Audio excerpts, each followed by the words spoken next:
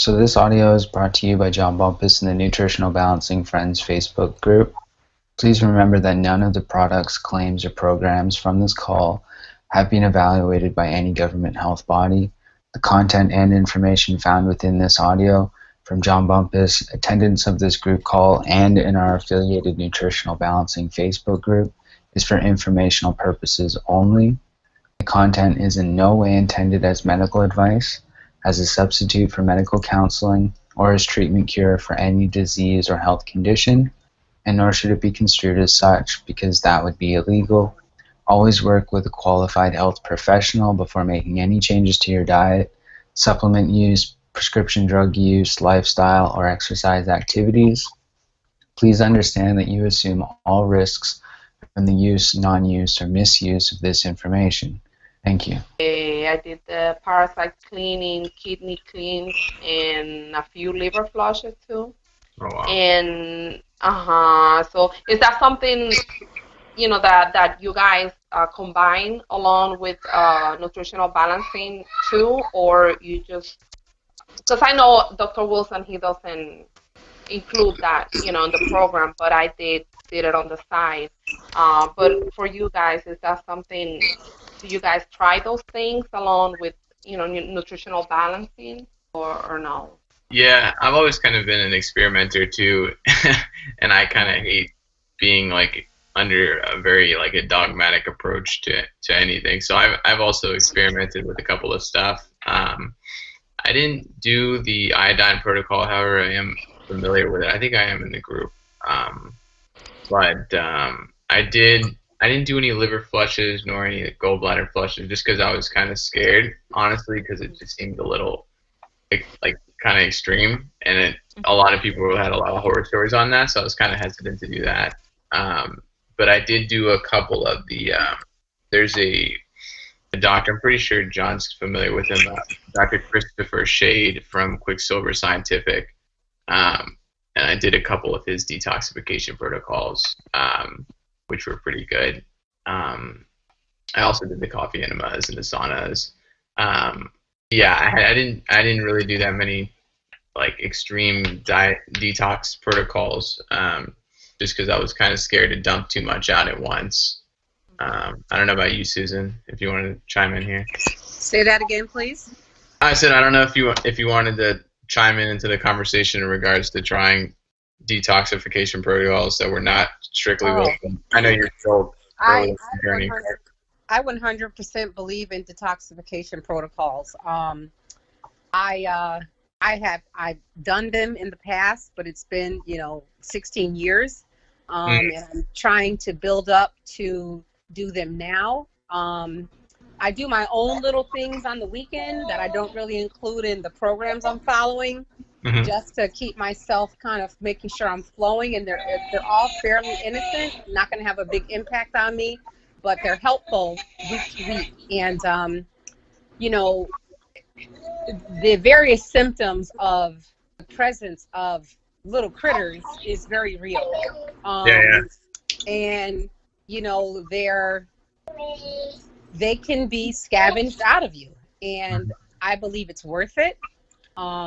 And I believe that it's something that people who have various protocols really should not ignore, because like I think I've read with Dr. Wilson, like he believes that detoxification happens naturally when you start to heal. Well, yeah, you can have some cellular detoxification when you get your minerals balanced and things like that.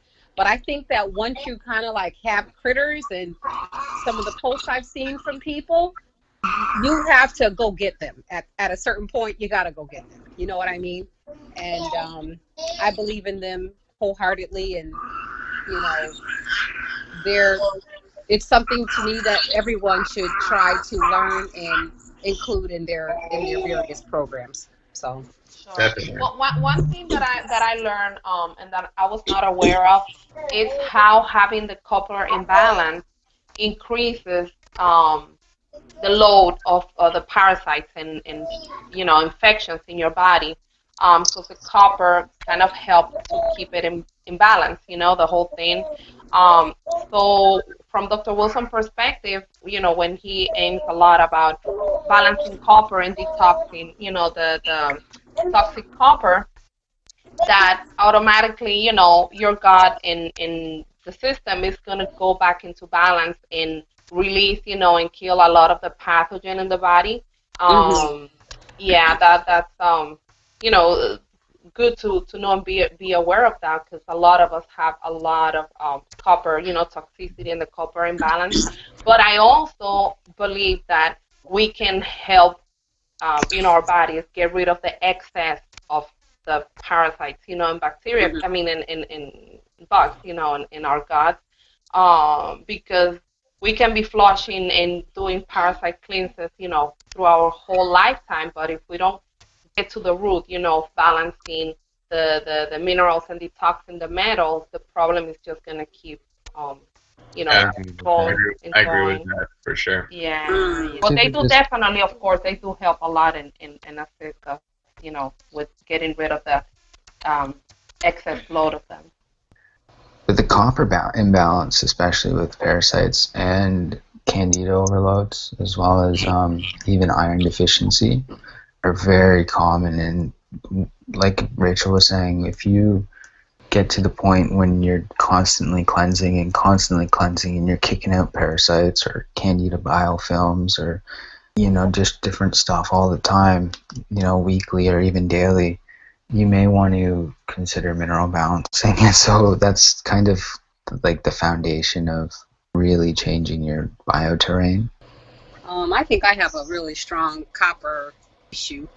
I have a really strong iron/anemia issue as well, and I think that it's causing me to either be laid out listless or spin my wheels, procrastinating and not getting anywhere, but gathering a whole bunch of information. um, yeah. Gathering information is really important because if you're really going to commit yourself to any path, doesn't matter what it is, you need to first get educated on what you're going to be doing and prepared so that you can do that, right? So once Yeah. you start to really go forward from preparation and just mentalization, you want to start creating your intent for what you're doing. But if you don't really know what you got to do or where you are, how are you going to get to where you want to be, right? So I Mhm. think it's a very important first step, really, is to educate. So I think you're on the right track just by doing that first, because you can Yeah. spend years doing something and then say you spent 6-7 years following Dr. Wilson and maybe you've overlooked something or something like that and you just found it hasn't been working for you. Usually people want to spend time and learn about what they're going to do before they commit to a time period like that, because these programs are not quick. They're not your 10-day fast like your or 10-day cleanse or something like you were talking about in the introduction. Mhm. They have very Yeah. life changing, and even it's a whole lifestyle. It's not just we just do a 12-day detox and then No, look at that every season. I get it. No, when I did that program, I was sent home with a regimen to follow up on. So it wasn't like 10 days and then it's over. But it was a life-changing regimen, and I had a supplemental program and, the whole nine. It continued on. I just didn't keep up with it. Okay, now can you hear me? Absolutely. Okay. No, that I wanted to share that when I first started the program, I was not aware of how long. I thought that maybe 6 months, 3 months into it, but as soon as I got, my test, I ordered the book because I wanted to know and learn more from it. And going through the first waves of detox, it was really scary for me. I mean, really, really scary, starting to experiencing the anxiety attacks and the panic attacks to a level that I never had in my life. Along with the detox, it was very tough. And also for the family to understand what it was that I was doing and why I was feeling a certain way. My mom, right away, she jumped with drugs. She's like, here, I'll bring you Xanax. Here, I'll bring you antidepressants, from her doctor. And I'm like, no, no. And I'm not going to take it. She will leave them here with me so I can take them and feel better. But it's hard, for everybody else to understand.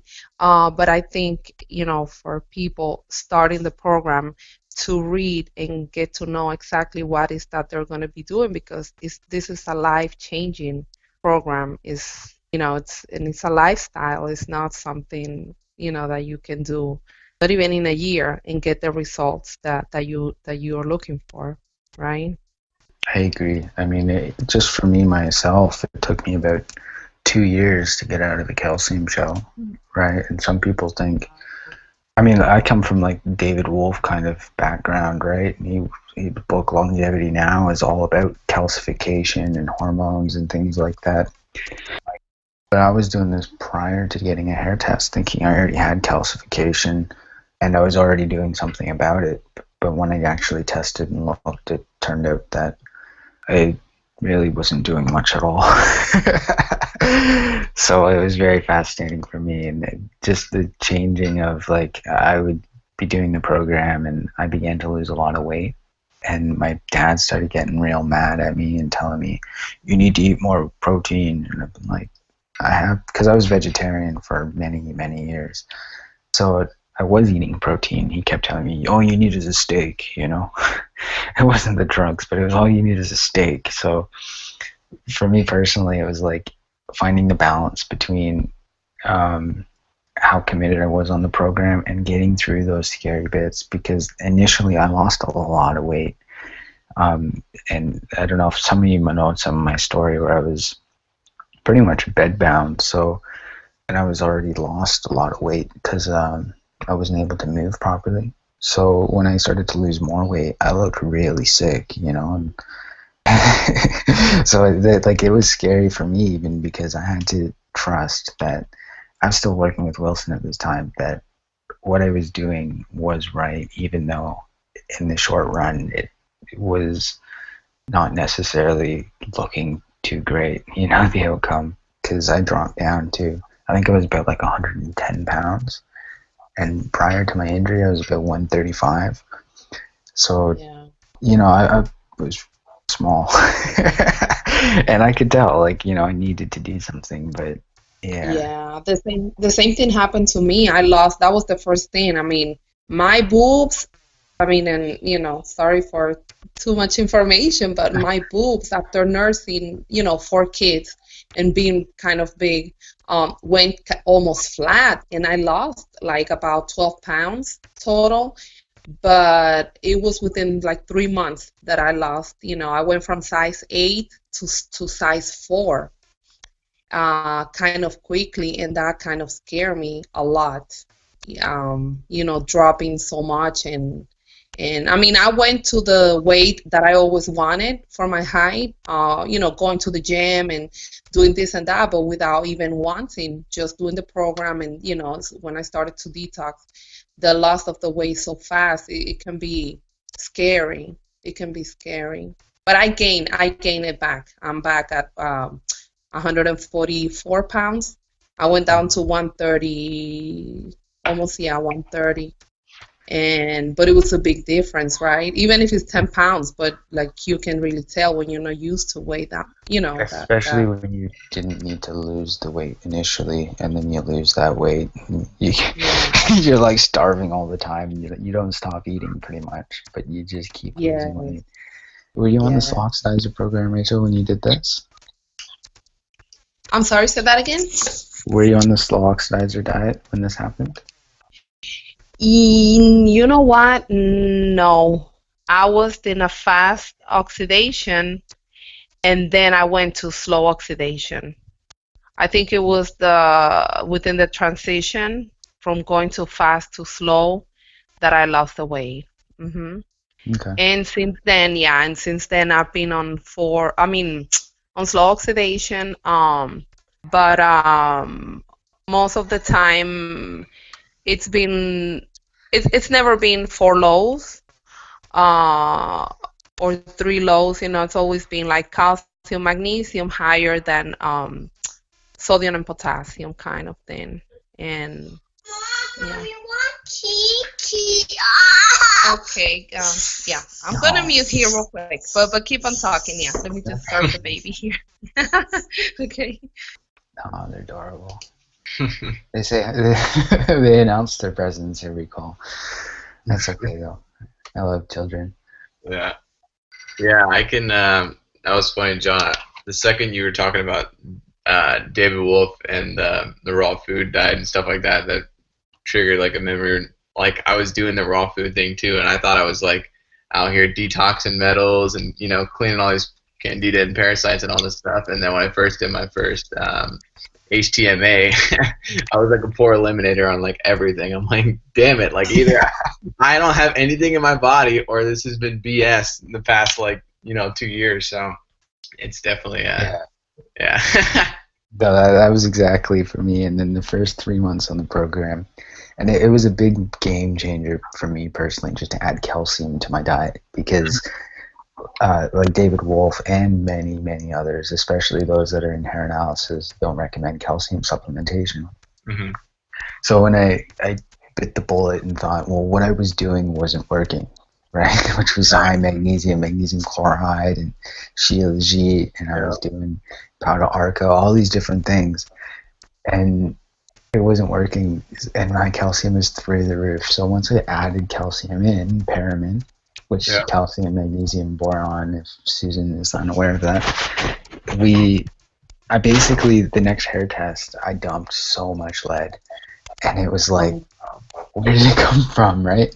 Yeah. And during that time, I basically experienced a lot of anger. Like, I'd be sitting there, and then all of a sudden, I would like I'm not a very aggressive person, but I would feel like punching a wall or something. Like, I would just get so angry, and in like my mind, I was just like, nothing's happened even. Like, why do I feel this way, right? And it wasn't until I got my hair test, and like even 2-3 hair tests down the road, was that it was the elimination of these metals that were causing me to feel this way. That's wild. Yeah. Isn't that John? Oh, go ahead. No, go ahead. I was just gonna say real quick. Isn't like lead very similar in regards to like the metaphysical, like masculine energy compared to like iron, where there's like a lot of anger, aggression in both of those. Yeah, absolutely. Even like the warrior archetype, but they're not necessarily archetypes themselves aren't right. Good or bad, right? Whereas lead usually it has a more of a negative connotation only because it's not a nutritional element.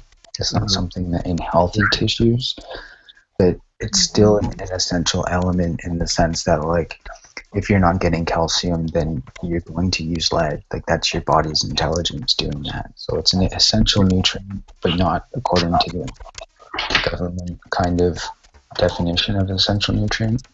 Right. So all of the minerals do have an aspect of like an emotional aspect to them, which I think is really cool on the hair test. Sure.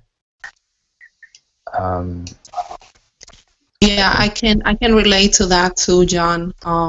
With the anger, and that's something at the beginning of the program that I wasn't aware how your emotions have a lot of almost everything to do with, also, like the minerals in your body, how tightly they are. And for many years, I hold a lot of anger towards, situations and people in my life.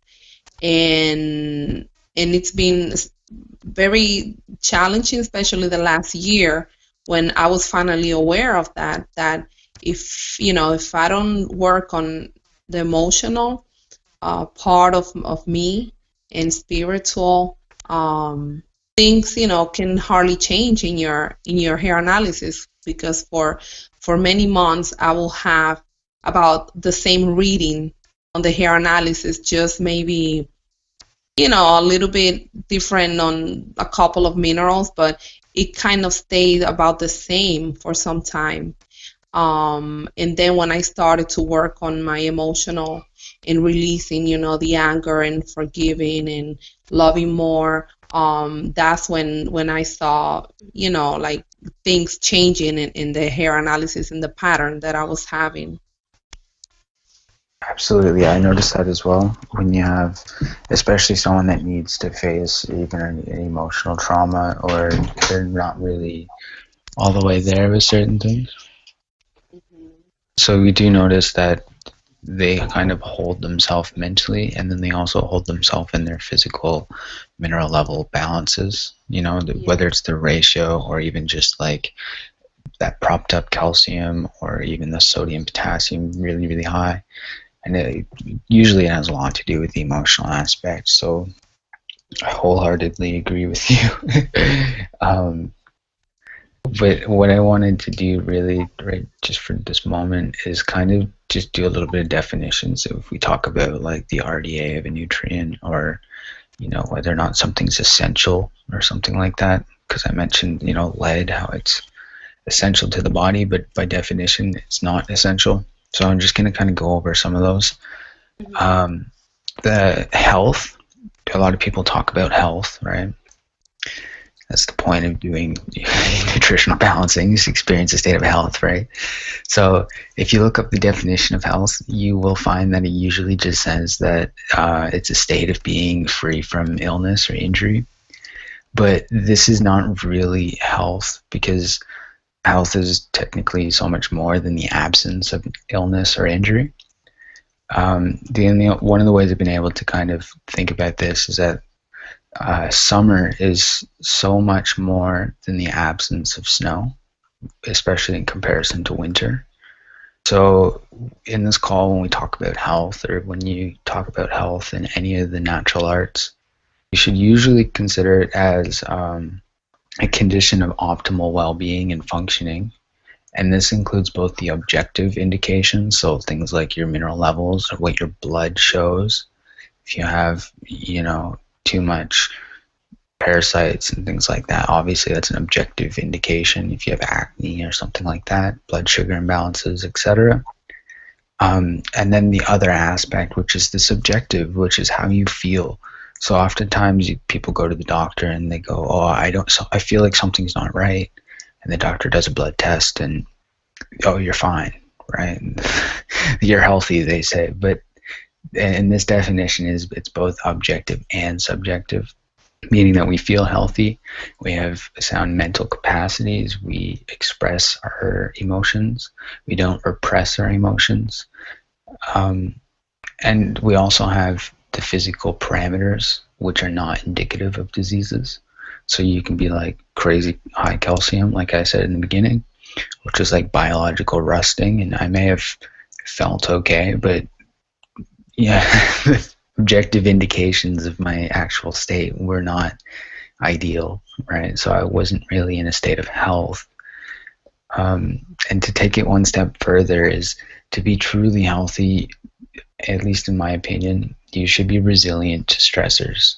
So it's not like, oh, I'm healthy, and then something happens in my environment and then I go off the chain, right? And to me, that's still not health, because you're a little overreactive, or something happens and you don't react is also not an indicator of health. And this is for both internal and external kind of stressors. Hopefully, you know, we can all agree on that. Minerals themselves, everyone talks about minerals.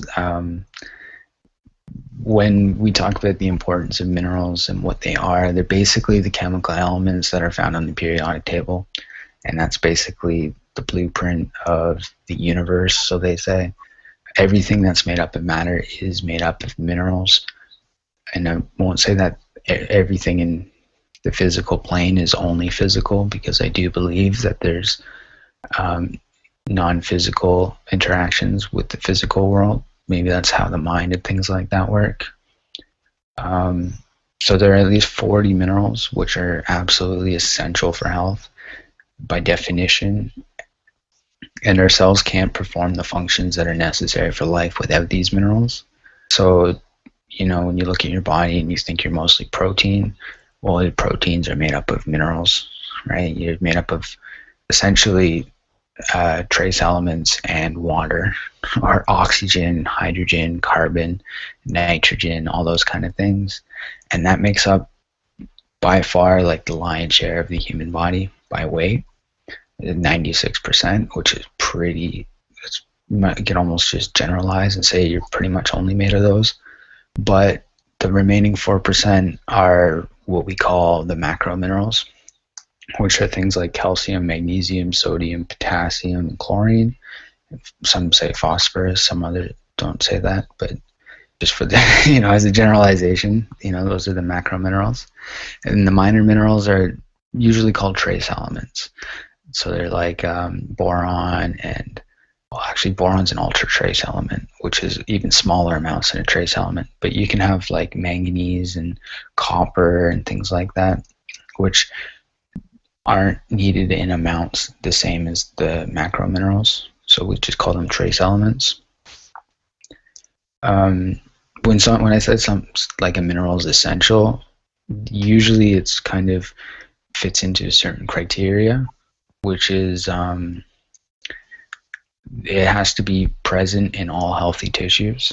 So when I said lead is essential but not by definition, I mean like it's not present in healthy tissues, but it's present in tissues as a compensation. Another criteria for essential nutrients is that its concentration, or the amount that's in one species, is fairly consistent to the next. So we all have, for the most part, the same amount of calcium in our bodies, unless one of you is like 7 foot tall and the other one's like 4'8". You probably have a little bit different. These elements are pretty much required for the structural integrity of our tissues, and they basically safeguard growth, health, fertility, and when there's like a imperfection in these minerals, usually you end up in a state of disease. When these elements are pretty much taken out of the diet, they can cause structural abnormalities. So you can take out vitamin D, for example, and get rickets. Take out vitamin C, you can get scurvy, etc., etc. And by adding these nutrients back into the diet, you can actually reverse these disease states. So that's what I'm in this call when we talk about essential nutrients, and as well as when you hear pretty much anyone say it's essential for your health. It's not like they're saying it's essential as if they're just using synonyms for other words, like it's critical or something. They mean like it's absolutely necessary for you to have in your diet. So when you have the government and they talk about the dietary reference intakes, which is sometimes called the DRI, which is basically your RDA, your adequate intake, or your AI, or the tolerable upper intake level, which is like the maximum amount of a nutrient you can take without experiencing negative health effects. So the RDA is pretty much the average daily level of intake that you need to have of that nutrient to prevent a disease. And this is in 98% of people because they do it through math, and they don't really do it through experience. They just kind of look at populations and then do mathematical equations to figure it out. So it's not always perfect, and it definitely doesn't consider biochemical individuality like we do in nutritional balancing.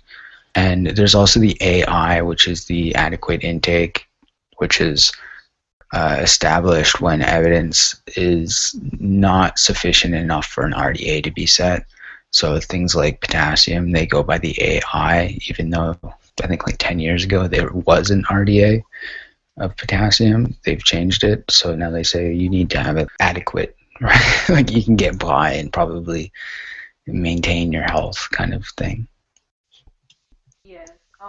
I think one nutrient that is very important, John, I believe it's also the iodine, like the kelp, the iodine levels in our bodies.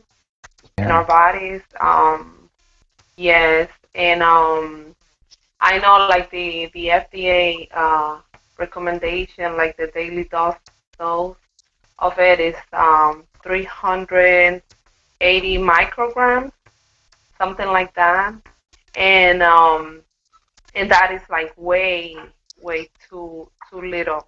That's like a very, very small amount for what our daily intake should be compared to, I know like in China, their minimal iodine intake daily from everything that they eat is about 12 milligrams. So, iodine is also a very important nutrient in our diet that we're so depleted from it. here in America, especially the soil, um, and like you were talking also about the other minerals too. It's like what they said is required or okay to take when it's not really, because we need way more to be able to maintain good health. Yeah, I agree. Especially with iodine, there's an iodine kind of like a phobia between it, and they're really afraid of giving too much iodine. I totally agree that, especially in America, and like when I was in Canada, I lived in the iodine belt, which is, well, it was called the goiter belt, which is historically how they figured out iodine was necessary for the thyroid, because the soil was so low in iodine that even though, say, eggs or milk supposedly has iodine in it, they weren't getting enough because it just wasn't in the soil. So there's like a common idea that just because it's in a food means that, oh, like just for example, iodine is in eggs, so if we eat plenty of eggs, we don't need to get more iodine in our diet. But that's a generalization, and depending on where you live, that's accurate or not accurate, right? So And same, with the other minerals too, because look at yeah, all of them. the potassium. When we need around like 4,000, right, milligrams. Yes. I think if we just don't guide ourselves by those standard things and just know that we need more intake of every mineral out there. Um, Yeah, my own belief is that you need more than the RDA of all of them. And even and the perfect example is iodine, where, like you were saying, that ranges in especially the Oriental cultures can be upwards of like 15,000 or 15 milligrams, and that's like 15,000 micrograms. Whereas when you take iodized salt, for example, you're getting like just enough if you're not restricting your salt, right? So even in this day, we still are missing out on a lot of those nutrients, especially if you're on a standard diet. And the more of a modernized kind of processed diet that you have, you may actually require even more iodine, which is interesting because like the standard American diet, the standard Australian diet, I'm in Australia right now, it's largely like bread, right? And you can have pastries and cakes and waffles, whatever it is, Vegemite on toast. So, but this flour is, they used to use iodine on the flour, and they used to iodize it. But for whatever which reason, now they use bromine instead, and it's called bromolated flour. So it's actually an antagonist to iodine. So many people that have, like, just in the public, I see it a lot, they're either really obese or they have like a goiter. Like you can like tell there's something wrong with their thyroid just physically. Like you don't need to do a hair test or even a blood test, because you can see that they have a thyroid imbalance. And the deficiency, from having all this food intake without any iodine in it, with things that like the bromide antagonizing the iodine and messing up the cells with that, Right. Mm-hmm. That's totally, I see it all the time. I think iodine should have pretty reasonable intake. I'm a little bit more conservative than Dr. Wilson myself. I do like the natural iodine sources like kelp, things like that, much better than potassium iodide, which is what usually they give during radiation kind of, scares or something. Like I remember I was living in Canada one time, and the nuclear energy facility had a meltdown, right? And they like sent us all like packages of potassium iodide, which is like these little tablets, right, to protect you from the radiation fallout. They only care about it in a circumstance like that. They don't consider like low level chronic exposure from things like Fukushima or even Chernobyl, which Chernobyl's still a thing. People don't talk about it, but it's still radiating out and affecting people.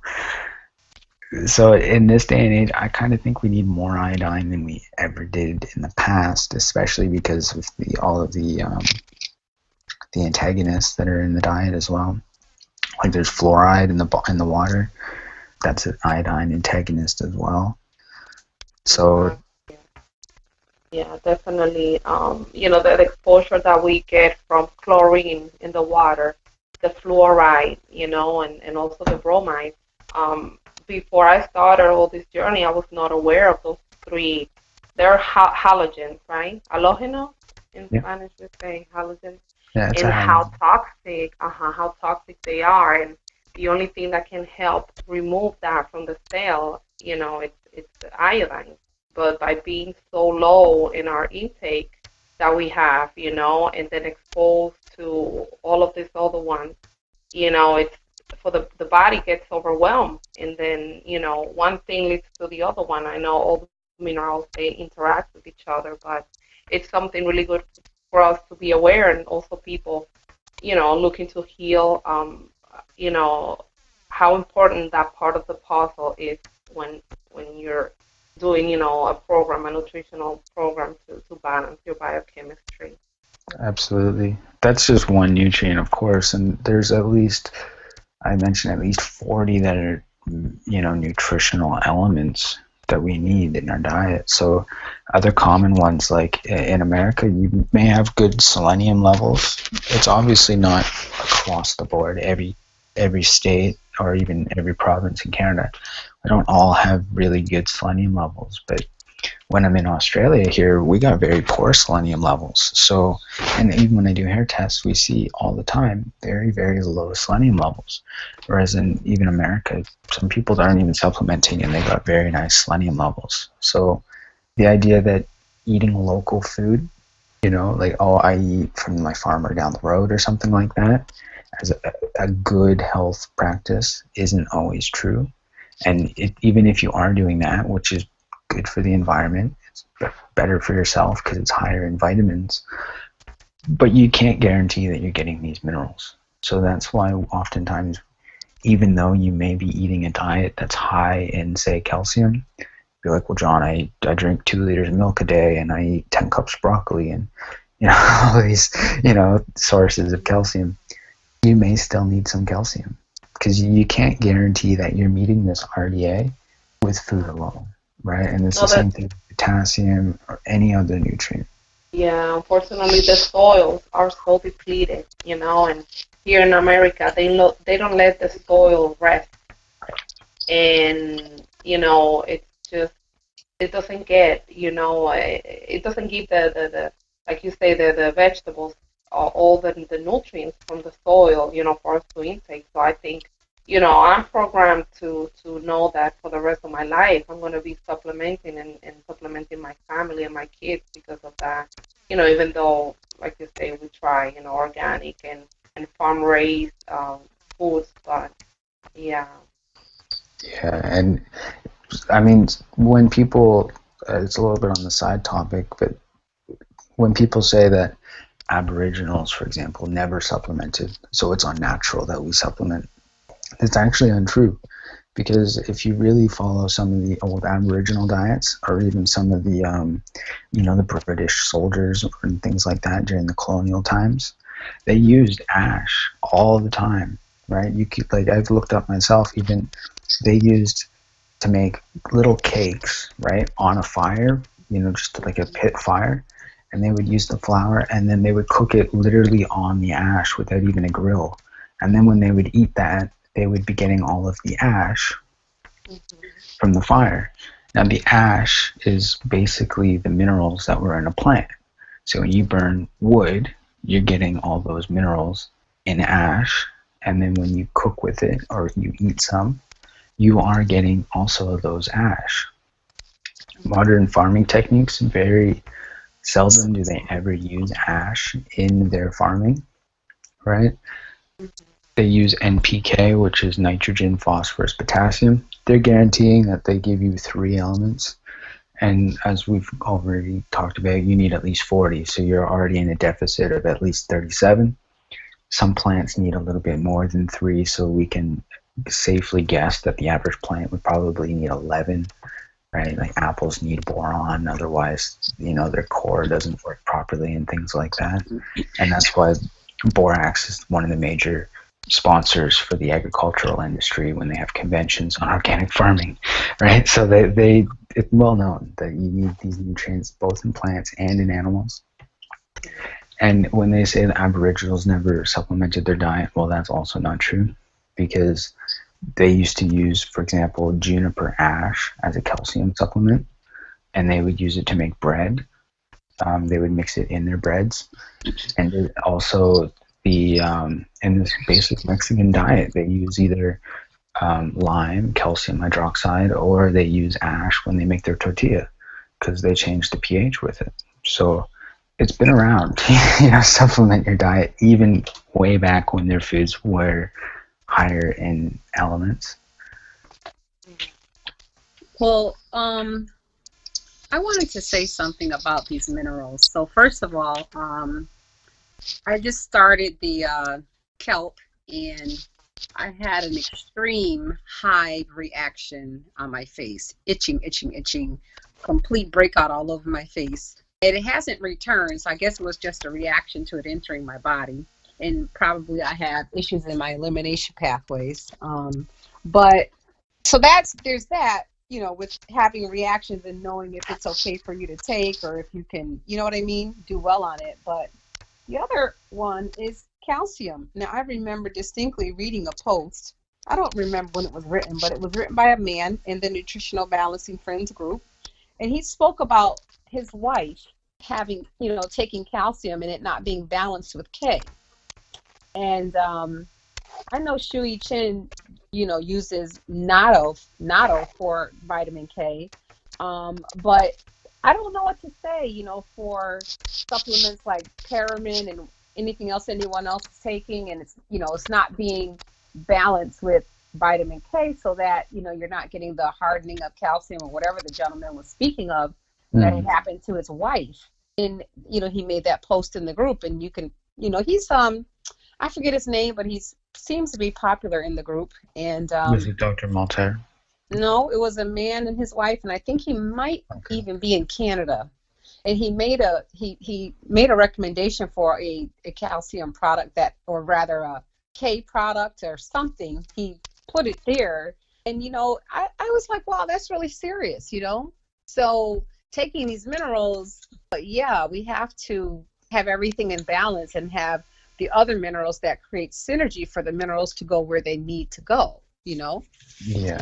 I was going to say real quick that it's good also to be aware that sometimes when your body's dumping certain heavy metals, the calcium tends to raise, and it's kind of a protective way, kind of, right, John? That can happen for the calcium to raise. It's kind of a protective way while you're dumping certain heavy metals.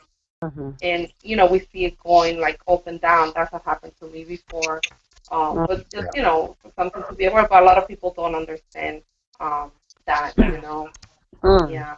I personally think calcium is probably one of the most misunderstood ones, because it is the grave digger. It's the one that, at the end of the day, takes out most animals.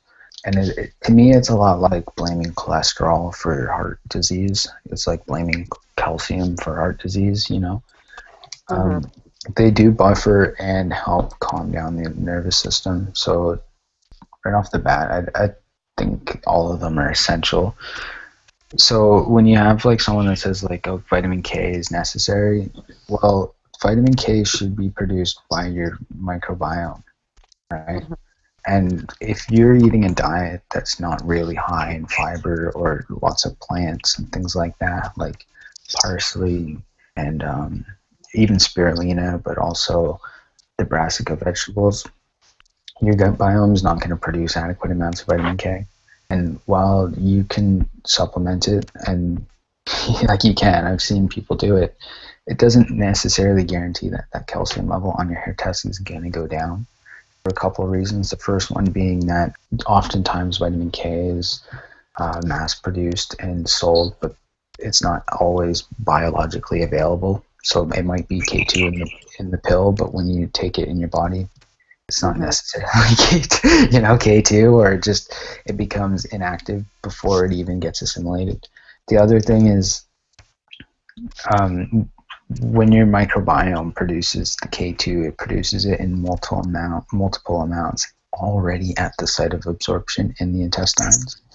So to me, at least, just because Paramin doesn't have vitamin K doesn't necessarily mean that you need to supplement vitamin K. I've seen people take vitamin K, their hair tests go worse with calcium. I've seen some people take it and it's improved. I think there's a variability in the actual supplements themselves. And I also think that if you take a very good probiotic, if you're not eating a good diet, you can also get bacteria that produce vitamin K to help bring calcium back in. So that's just a little talk on that. Like I was saying before, a lot of people, there's a disagreement with calcium, and that's why I got so... Myself, when I was first getting into minerals, I was really unsure about supplementing calcium. But there's a certain time when you just have to trust, experience over theory, because theory works sometimes. Like the RDA is based off theory, but in practicality, it's not always efficient. And as far as taking iodine and having a healing reaction, like you mentioned, oftentimes someone would take that once and then go, oh, I got hives. I can't take that. I'm allergic to iodine, or I'm allergic to kelp. To me, you can't be allergic to essential nutrients because your body absolutely needs them. So when you said, oh, maybe my detoxification pathways or something like that were not working efficiently, that is clever for you to think that at first, but that's also, in my opinion, accurate because, for example, when some people take magnesium chloride and they put it on their skin, and you've probably seen this in the magnesium advocacy group, and they put it on their skin and they say they get all itchy and things like that. Mm-hmm. But we grew up in a society where, at least for the last 20, 30 years, we basically thought the human skin was just epithelial cells, which is just skin cells, right? Mm-hmm. But now we're aware that there's a whole bunch of microbes on your skin, right? So you can have microbes that aren't beneficial for health or even for your skin on your skin. You can have parasites in your skin and things like that. And iodine, magnesium chloride, the chloride itself can really mess with those guys, and they don't like it. And when they get irritated, they cause things like inflammation and things like that. Yeah, and also that iodine from the kelp also, it makes us detox, like the bromide through the skin. And when some people have the reaction, it's not really a reaction, it's a detox, your body getting rid of, it's pushing out what it's inside of the cells, and it can be scary at times too. Just excuse me, I'll be back. Yes. So Susan, yeah, it can be scary, right? Like when you started to get that rash in the face. Yeah, it was terrible because it sent me, it was so prominent all over my face, and then it was itching. It lasted for several days, and then it dried up, and of course my face looked terrible.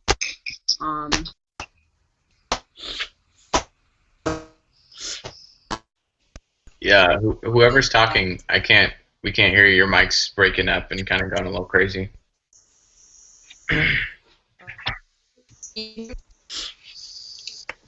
Hello? Hey. Hey, have you guys still been talking?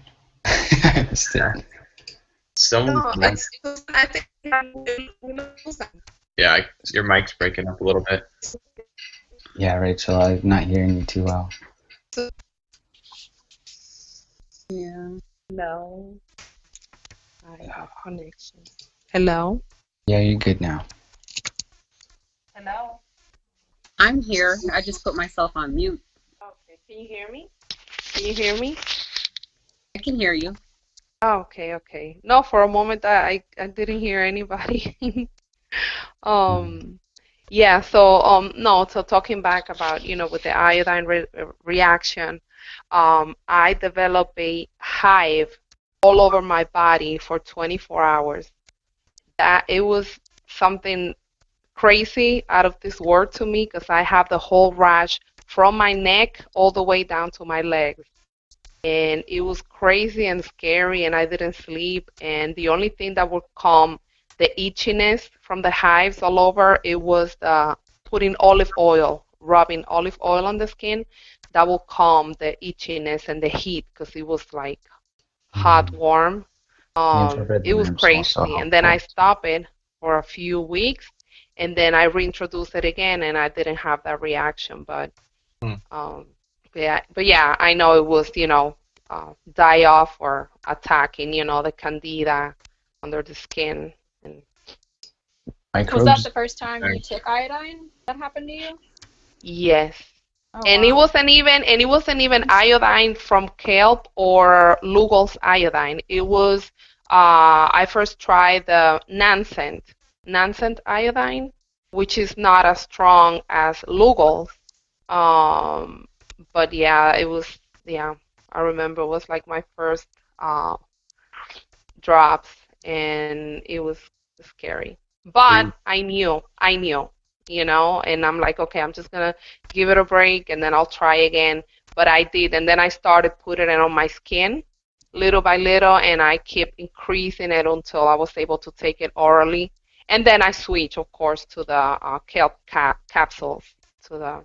When you got that severe reaction, were you taking it orally and like big doses, or were you just rubbing it on your wrists? No, I took it orally, and no, and it was not a big dose. No, it was not a big dose. But I think for my body, since I never took it before, it because I Right. know, I mean, my level of toxicity was very, very high. Yeah, it was very, very high when I first started. Interesting. Mhm. That's fascinating. I've never had any kind of like severe reactions to like iodine or really anything, to be honest with you, in regards to the skin. Mine healing reactions have all been kind of like nervous system related, where like either anxiety or panic attacks, or just feeling kind of spacey and brain fog, or maybe a little nausea. But yeah, never experienced any kind of hives or anything like that. That's fascinating.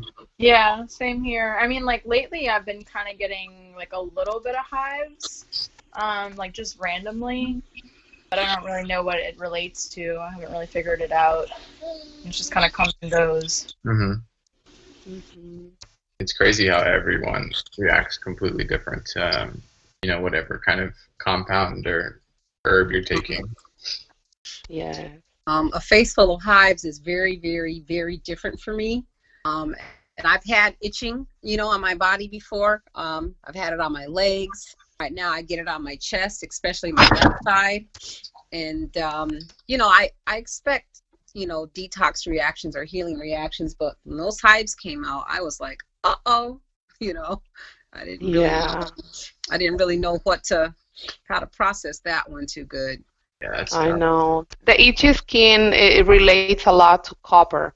When copper is being removed Mm, from storage and it's mm, coming out, yeah. And I have, how do you say that? Corroborate that myself with very itchy in my skin, in my scalp, and like all over my body. And then when I do the hair analysis, it shows that I had copper moving and dumping.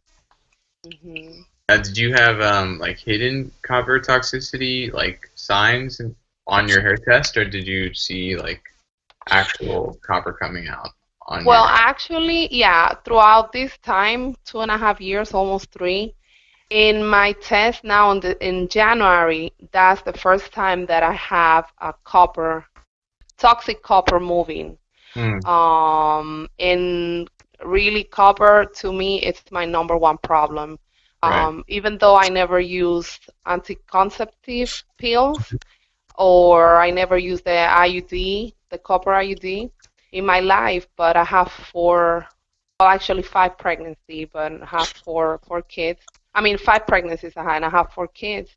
And I was reading that the more children that you have, the more your copper toxicity can increase in your body.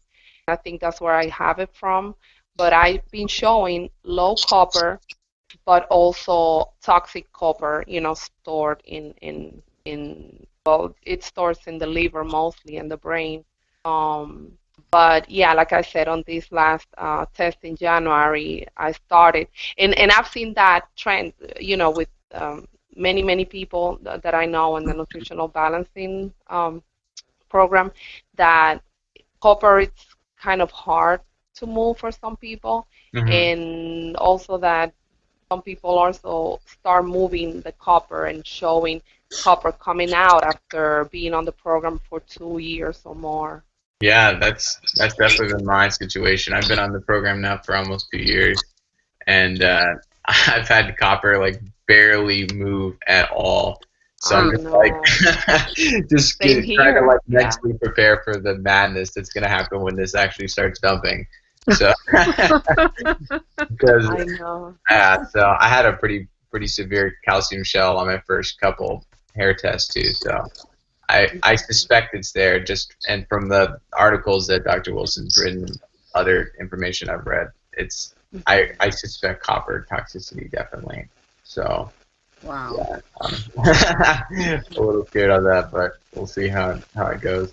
It's tough. I think, preparing yourself mentally and, with a lot of information, like I have print out information on what to do when dumping copper, and if it gets really crazy for me, what are things that I can try to slow it down. Hmm. But I think, yeah, if we prepare mentally for what is coming, and when it comes, it'll be easier to handle it than starting to dump the copper and then just go crazy. Like not knowing what to do, not knowing, because it could be very intense and bad.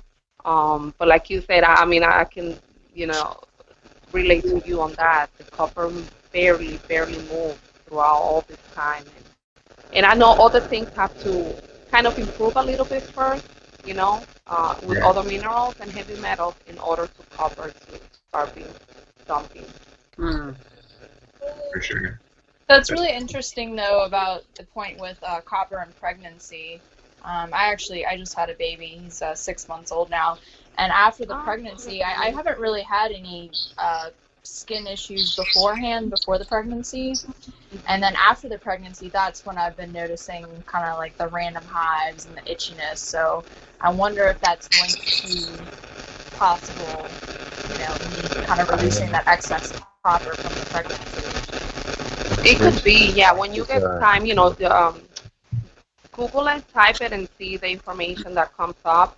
But I do, yeah, remember, because I was always wondering, like, why is my copper so bad? Because my ratio, the zinc and copper ratio on the hair analysis has been in the 20s, the average, like 20.1, you know, between the, yeah, around the 20s, and that's really high. And I was always breaking my head, like, but where do I get all this copper from? Because I don't get it. And then after reading and doing so much research, I found, about the pregnancy. It could be, but, thank God that now you're aware of that and that you're working on balancing your biochemistry. So if in the future, you want to have more babies, so that if you're, if you're going to be better prepared, in terms of your nutrition and your body strong enough and for not to have all that copper accumulation, so the copper is flowing out. The toxic copper is coming out of you while you do the program and do, you having more babies. That's all very interesting. Definitely needed to a retest. So it's been I think about actually 6 months. Like I got a test like right after he was born. So I'm due for another one to see what's going on. Yeah. I started two of them on nutritional balancing program. The older ones, yeah, I started them. I did the hair analysis on them, and just to see, where they were and what they needed. But kids, they heal quicker. I mean, so much, that they improve way more fast than They adults. should. Yes, yes. So that's a good thing, to just in the future, something like really worth doing it on them, and just to keep them, kickstart or help them detox and balance, so they don't have to go through these imbalances throughout their life. Yeah, most definitely.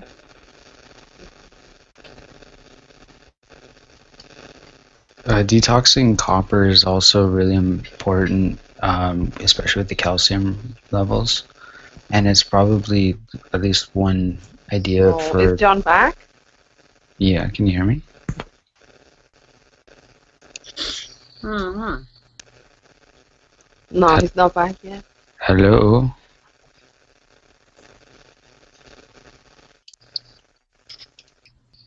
Hello? I'm here. Okay, we were wondering, where do you go? I was here. I guess you guys couldn't hear me. That's okay. Oh. Okay. I was like, that went crazy. yeah, I was thinking nobody can hear me, I don't think. Now we do. I do. Okay. Yeah, I was thinking with copper especially, you want to make sure that you're getting proper bowel movements, because copper is like manganese and that the body really regulates its balance. Like that's one nutrient that the body really tries to avoid an overload with. And what it does is it puts it in the bile, and the bile is needed to emulsify fats, and then it gets detoxed, like comes out through our feces, right? So if you can maintain that your bowel movements, and try and make sure you're at least going like twice to maybe 3 times a day, then you're really going to help mobilize copper, and it won't always show up on your hair test first, because it's coming out your feces for the same reason that, like, potassium can come out of your urine and not necessarily on your hair test. Mm-hmm. Yeah, I was going to ask about that. In regards to speeding up the digestion, I know this is a pretty big topic, but I mean, from what I've been like looking into recently in regards to the metabolism, is that pretty much akin to the digestive system, where when the metabolism's slow, that kind of results in constipation and not going to the bathroom as frequently as you'd like to. And by working on the oxidation rate, you can actually improve your digestion and how many times you go to the bathroom. That's true, but you also want to make sure, I mean, when calcium is very high, first, that's a parasympathetic overstimulation, so it's kind of like the body's been in a sympathetic state for so long that it comes into a forced parasympathetic state, which is not necessarily the best parasympathetic state to be in. It's not the one that's, while it can help you go toilet and things like that, it's not the one that is typically true resting and digesting. It's more like your body had to rest and digest, because otherwise some It's like an problems emergency state. Yeah, absolutely. And so it's correlated with a lot of like constipation and a lack of bile flow, mostly for that. But when you have the low bile flow, which is pretty much like I was saying with copper gets stored in bile, but there's a lot of talk of copper being circulated. Like they say, once copper comes out of, say, the liver of storage, and then it circulates through the blood, and then it can make you feel really terrible with pretty much a lot of the copper toxicity symptoms, emotional stuff, anxiety, and things like that can all come about. But then they say that the body ends up restoring it again, and it doesn't actually get eliminated. Well, there's no real mechanism for copper to, once it's in the bile, then there's no mechanism for copper to end up going back into your blood. So it's gonna come out. It's gonna come out. Yeah. So you really got to improve that bile flow, so that, because the body will put that excess copper that's in the blood into the bile, and then you got to make sure that you're eliminating properly. So it won't always come out on your hair test, and by improving your bile flow, you can also improve your calcium level, because calcium is needed to mobilize a lot of things. So, you can approach it in a couple different ways, but I wouldn't just focus just on the oxidation rate to try and improve bile flow. I would work on mostly, like, in herbalism they're called cholagogues, which they're like dandelion and nettle and turmeric and things like that. You can do ginger even. You want to really try and focus on that liver gallbladder connection. Mm. John, And I started using sunflower lecithin, yeah. and I mean it's like juice. Like I can hear my bile squeezing, and when I'm doing the coffee enemas, and the releases I'm having, they're so beautiful. I mean, Yeah. it sounds weird, but all that's coming out, and I concentrate so much, when I'm releasing, like the way that I breathe and the way that I contract my abdomen, I can hear it like squeezing, and it's just beautiful, and I love it. I mean, sunflower lecithin, it was a kick, very good for me, and producing bile and detoxing. Thanks for So, sharing. yeah, so Oh how do you yeah. take that? Do you take, like, is there a certain point of time in the day or I the usually amount? take it. Yeah, I usually take it after my meals, like after breakfast and after lunch. I take it twice a day, along with the other supplements. And I started with half teaspoon of the powder. I get it in powder. And then now I'm up to close to 1 teaspoon twice a day. Mm. Yeah. But at I first, I have to say this. The first time I try it and I took it, I have liver discomfort. It was very annoying and a little bit scary, but I was like, ugh, okay, took a day off and then I tried again. And then I think it was, moving and producing, and that's why the liver got a little bit upset, if you can say. But then after that, it's been beautiful. It's been beautiful. Wow. Oh, that's great. I was doing I don't know if you know the company Trace Mineral Research. They have concentrates and things like that. Anyway, they had a couple of years ago, they had a product that was a greens, and I was using it in place at the time of EndoVeg, and it's basically prepackaged single packs of green powders with some minerals, and then they're basically just mineral salts from Lake Utah, right? I had really good results with it, and I have Can you recommended it. repeat what you just said? Yeah, you Yeah. got disconnected for a moment, John. Yeah. Oh, okay. I was using Trace Mineral Research Lab. They are from Utah. They're one of the major mineral, I love that company. I love that company. Okay. It's very common. It's a common company a lot of people use. They had a product though at one point, and it was called Greens Pack, and Oh yeah. it was basically like alfalfa and a little bit of kelp, and it was just greens, basically powdered greens in an individual package. And I liked that mostly because I was using it in place of EndoVeg at the time. I was eating plenty of vegetables, but I was just adding this in just for overkill kind of thing. It had a good amount of lecithin in it, and that was like one of the first times I incorporated a lot of lecithin into my diet.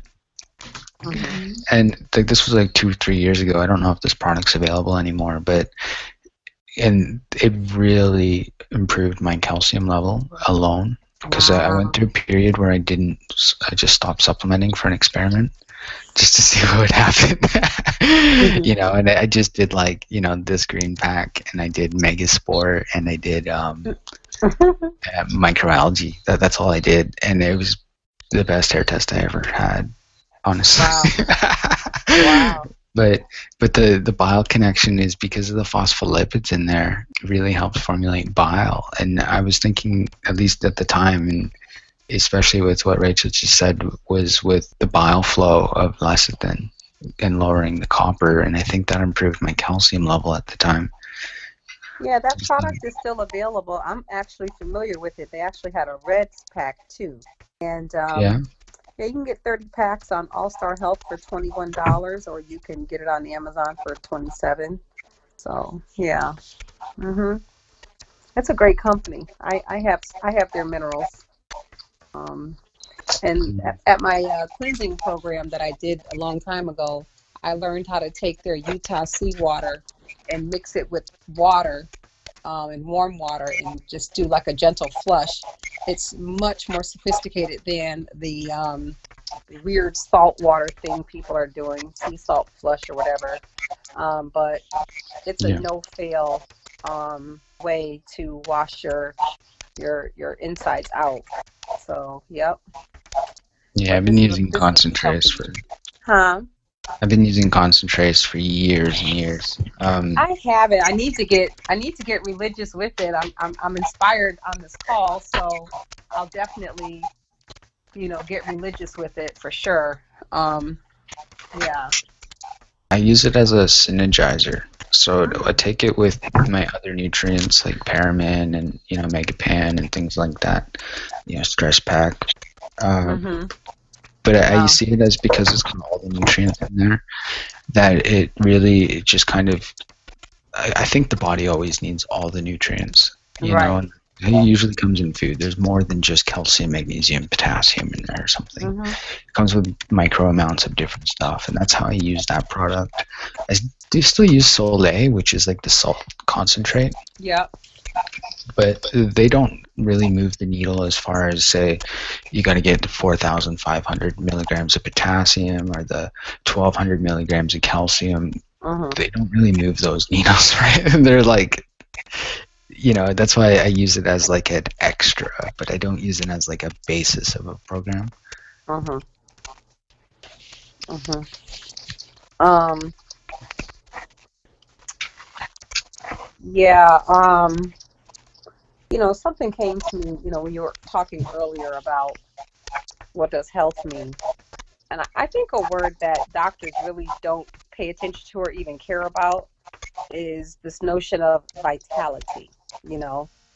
Yeah.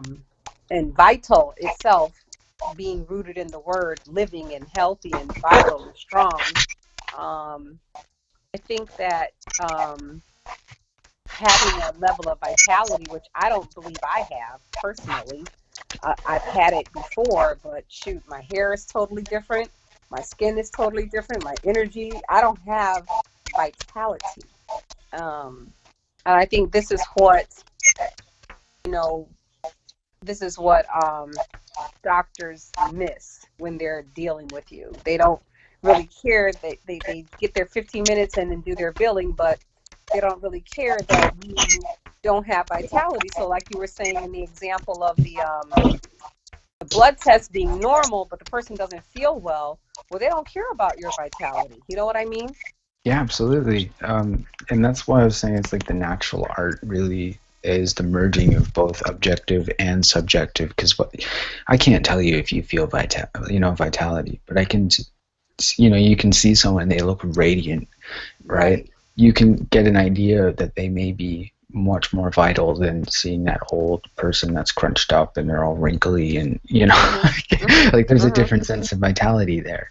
So you can make an objective opinion, but when someone themselves says, okay, I know I look fine, but I feel like crap, you have to listen to them, right? Because it's an indication of something. And back in the day, for example, thyroid imbalances, if someone said that they were depressed, back in the day, they used to just give thyroid hormone, right? And they would see that if you felt depressed, it was a thyroid imbalance. And we can't tell you whether or not you're depressed or not.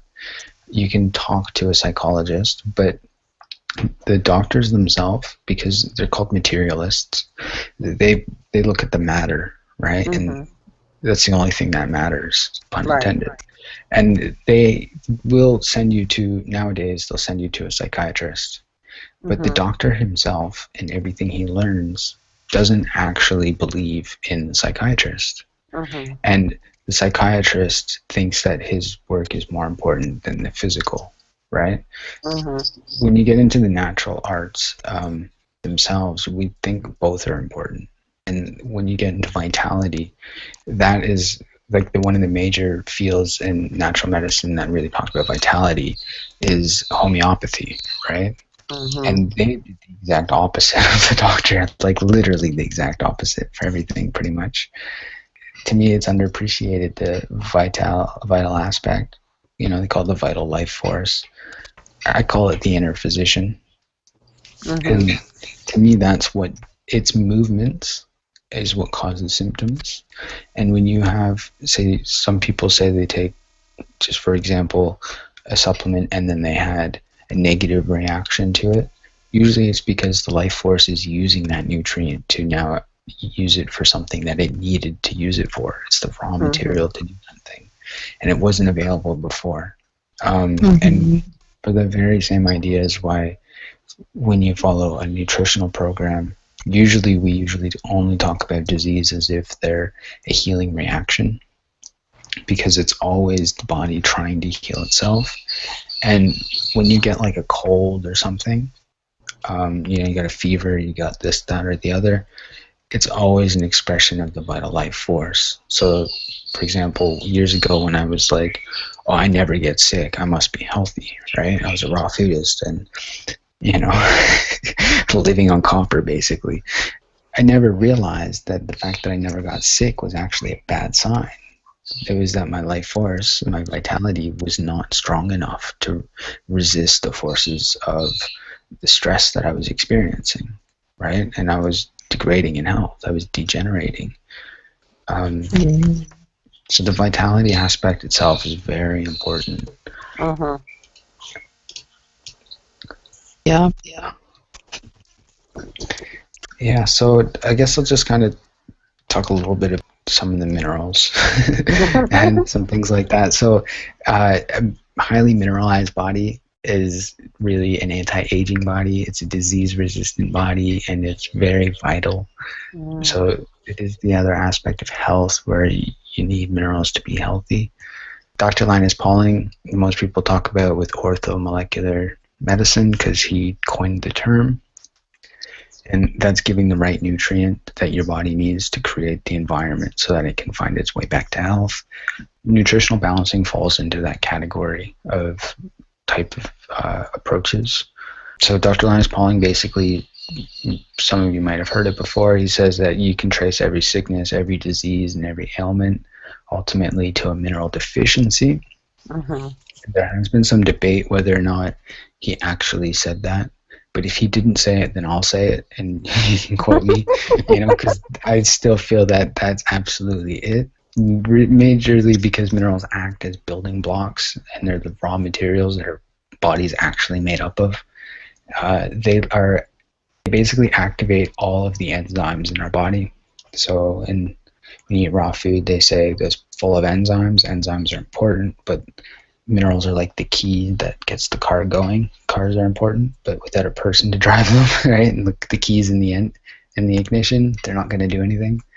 So having the proper minerals, not things like cadmium, lead, arsenic, etc., in the adequate amounts for these enzymes to function is really what allows our body to repair and regenerate. I think the future is after when people start to feel healthy, why would we stay on a program? Well, stay on a program so that you can experience vitality into your older ages or your elder ages. Like, my goal is not to be alive when I'm 90. My goal is to be physically active and climbing mountains, for example. I don't want to be like stuck inside of a house or something. One of the things that I want to point out is when we do hair testing, and not many people really know this one. I learned this from Dr. Richard Olry, that in the cerebral spinal fluid, there's been at least 44 minerals that have been identified. And some of those are heavy metals, which comes into the idea when I said they may not be nutritionally essential, but they're essential in maintaining homeostasis. We need them to maintain our functions, especially if we don't have calcium, for example. I was using lead instead. So the lion's share of the minerals that are found in, let me go back a minute.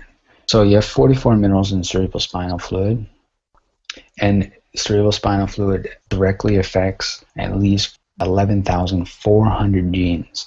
So we only have 22,000 genes in the whole human. Cerebral spinal fluid activates 11,400, a little bit more, just some change. And the lion's share of those, 11,400, are governed by minerals. So minerals activate 7,000 genes in our human genome. That's over half. That's 61%. So they basically function as cofactors for DNA, RNA, enzymes, and you need minerals to utilize vitamins. So when someone says, "Oh, you need B6," well, you actually also need, magnesium and boron and things like that to use B6. So minerals take priority because they're necessary for vitamin utilization. So that's why you take vitamin K, but you need minerals to utilize vitamin K. Otherwise, vitamin K doesn't really do much. So depending on what lab you test from, Trace Elements tests for 36 minerals, and I think ARL tests for 20. But of the 36 minerals that are tested, only 29 of those have been identified actually in cerebral spinal fluid, and they can range in the amount of genes they actually impact between 2,400 all the way up to 4,800. And the reason why there's a difference is because calcium phosphate, like calcium and different variants of calcium, variants of phosphorus and things like that, activate more genes, like ATP and things like that. So basically, of the 11,000 genes that cerebrospinal fluid activate, 7,000 of them are directly related by minerals, and 2,500 of them are directly addressed through hair tissue mineral analysis. We got at least a tenth of the picture with a hair test, which is a lot more than what we see in blood. So I don't know if that will benefit anyone, but... No, yeah. After I learned about this program and this testing, to me it's really the way to go. When it comes to balancing the minerals in your body, I just love this science. For all of that. But yeah, I believe too that is the way to go. To It's help very the body. economical as well. Mm-hmm. I mean, I've paid like $500 just for a DNA test to tell me how old I was, and I mean, you could probably say that's stupid, John. Why would you do that? Because I know my age, right? But I was curious to see, and just that test alone, $500. And when you see the amount of information you can get from a hair tissue mineral analysis, you get a lot for the money that you do put out for it. The other thing that's really important when you're doing the hair testing, or even if you're not doing hair testing but you're still trying to do your minerals, is the app Chronometer. You can do it on your computer and things like that. I have mentioned it in the group, whether or not anyone's doing it. Some people don't think it's necessary. Like I know Sassy Holistics and the Mineral Maven group, they say you don't need to do that. I think it's valuable to find out if you're getting enough potassium. And that's the major one for me, because like we supplement calcium, we supplement all these ones, but we can't really supplement potassium to make sure you're hitting that RDA, the amount that you need to prevent disease. That's why I really like Chronometer. There's still always the idea that your food doesn't always have the amount of nutrients in it that the app would say, but because modern farming techniques always supplement the soil with NPK, well, the K in there is potassium, so you're at least guaranteeing you're going to get potassium because it's necessary for a plant. Whether or not it's a toxic form, that's up to your belief system with Dr. Wilson. In my opinion, I don't really want to, touch on that, but you minimally want to make sure you're getting enough. What do you think, John? What do you think about this? I've seen practitioners, not from Dr. Wilson, but advising their clients to take capsules of potassium. I think each capsule is 99 milligrams, and I've seen practitioners advising their clients to take 3 to 4 a day of those pills. What are your thoughts on that? I mean, me personally, I don't know. It doesn't sit well with me taking, that much from a supplement. I agree with you in that sense. First thing I want to say is that potassium, like iodine, has gotten a phobia around it. Some people have taken too much potassium and it really messes up with your heart. And because if you take anything that really messes with your circulatory system, you can have really nasty side effects, right? So the government themselves, they have the FDA actually, they're not the government, but that organization is out to save us and protect us from all the bad stuff. They give us a limit saying you can only take 99 milligrams of potassium safely. So that's why they're only in small amounts like that. I do know that some people buy it in powder and then just high dose it. Whether or not this is a good idea or not, to me, I think it's very inefficient. I think you're better off just eating foods that are high in it. Like, I'm okay with some fruits, for example, to really get your potassium intake. I don't think it's necessary to take massive amounts of potassium from a supplement. I think it's kind of inefficient, actually, because like you're saying, they're 99 milligrams. You need 4,500 at least potassium. What are you going to take? A bottle a day? Half a bottle a day? Right? To make it. Really, I think what's important is changing the diet. I think that they kind of evade that idea. And that's how I feel about that. Because I have had clients and I have recommended them to take a potassium supplement. So I'm not going to say like I've never done it. But as far as those low potassium level on a hair test, I don't think it's the sole solution. And I think even if you're taking 2, 3, even up to 6 a day, that's 600 milligrams. You're not even halfway. For your body needs, yeah. You know what I've been doing, John, and I noticed it has helped balance my potassium. I went from having potassium 1 and 2 to 8 on the hair analysis by doing a potassium tea. It's like a tea soup. That's but every Gerson therapy soup. Hippocrates. Hippocrates. Yes, doing it. Yes. Kind of like that. Yeah, I was doing the peel of potatoes, a carrot, a bunch of parsley, celery sticks, a couple of celery sticks, and also the peel of a banana. And I will boil that, and I will have like a liter of that throughout the day drinking. And I was doing that for many, many months. And it did, plus the nutrition, of course, and everything else following the program.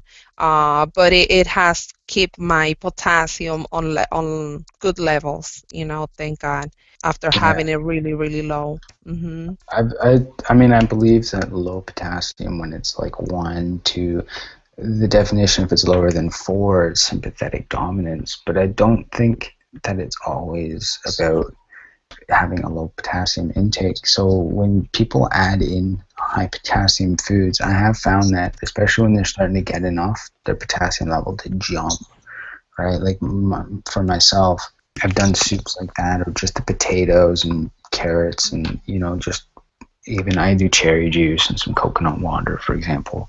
And I really upped my potassium level. My potassium went from like a stagnant, I think it was 2, and it's gone up to like 14 or 15 or something like that, which is a little higher than ideal. But and some people would say that's a loss, but I'll tell you, I really upped my potassium level. So if it's a loss, it's because it's coming in and coming out because it can now, not because I'm deficient in it, because I've been really upping the ante on it.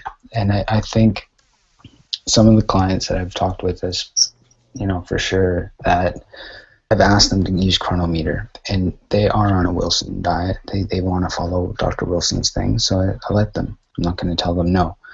But when they do Chronometer, they find very often that they're not getting enough calcium and they're not getting enough potassium. And they actually get really, a couple of times they've gotten a little upset about it because they're eating 10 cups of vegetables and they're still not hitting their RDA, for potassium especially. And they can't figure, like they were, at least before, they were having a hard time figuring out why they had a low potassium level. So, that's one of the reasons why I recommend Chronometer, is just to see if you're getting enough. I like what you're saying with that broth. I think that's a way better and way more efficient way to get it up than supplementing it. Because I know that's a trace elements approach. Yeah, I've been doing the Chronometer for like 2 months now, and dude, it's so hard to hit the RDA of potassium. It's like ridiculous. Like I'll eat like 1 to 2 potatoes a day, and I'm still like barely getting it. So I'm definitely gonna check out that broth. That's a good idea for sure. Yeah, the other thing, one of the things I I didn't intend to do, but I noticed that if you can tolerate it, of course, is to drink milk, and if you can take in milk products, that they actually are quite high in potassium. So like me, for example, I've been doing, like, my potassium spiked, went way up, was when I was doing, I was doing carrot juice, I was drinking coconut water, and I was eating potatoes, half an onion a day, and things, all this different stuff. But the 3 cups of milk put my potassium level at least at 1,000, and I could add that to my diet like no problem, right? Whereas adding more vegetable, really hard, because I'm only a small guy. I'm like 5'5" on a good day, right? So like, I can't, like, me eating 10 cups is like, Right. Yeah. It's not I big, you know what I mean? can't drink cups either. That's just Or if you have a lousy appetite like me. so hard. Yeah. I used to react to dairy products at the beginning. Well, throughout my life, dairy products will get me really, really bloated. And then after starting the program too, I will not take any dairy for some time, and then when I try, it will get me really bloated, but not anymore. So I enjoy, yes, having a glass of milk or yogurt, you know, during the day, and I think that's been also helping too. Yeah, and the other thing that I've been doing lately is, I know fish products are higher in potassium, and I know they're not really keen on nutritional balancing to take fish products. And myself, I'm really not into omega fatty acids, so like I really avoid those foods. It doesn't matter when you take, like, almonds or something, you're not getting much potassium, but when you're eating like salmon, you'd be getting a lot of potassium. But I don't really jump for salmon or even sardine because of the omega-3 content. I know that's against the contrary, the mainstream kind of idea, but when I do like squid or a cod, I still do eat them. I don't eat them every week or anything, but when I eat those foods, I find that they also really help amp up my potassium intake, especially when you compare it to like chicken or cow, beef. It doesn't compare when you're trying to make that potassium, especially that using Chronometer to guide your food choices. You might not need to do it forever, but at least figuring out something that will work for you and a couple variants of that, I think, is pretty critical. Yeah, I did some codfish tonight, actually. I had like about 4 ounces, and I looked it up, and it's only like 7% of the RDA of the potassium. It's like, damn it, like, it's crazy. Yeah, man. It's not everything, but it helps. So like, don't always assume that just vegetables are a potassium source. That's what I'm getting.